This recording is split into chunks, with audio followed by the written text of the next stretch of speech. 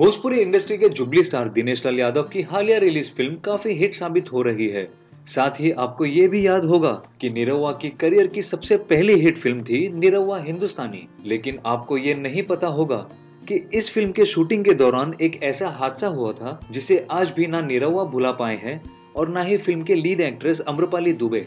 दरअसल इस फिल्म की शूटिंग के दौरान एक गाने की शूटिंग की जा रही थी, जिसमें सीन के मुताबिक फिल्म के एक कलाकार को बस पर चढ़कर काम करना होता है और गलती से ऊपर लगे हुए बिजली के तार के टूट के गिर जाने से उन्हें जोरदार करंट लग जाता है, जिसकी वजह से उनकी मौत हो जाती है।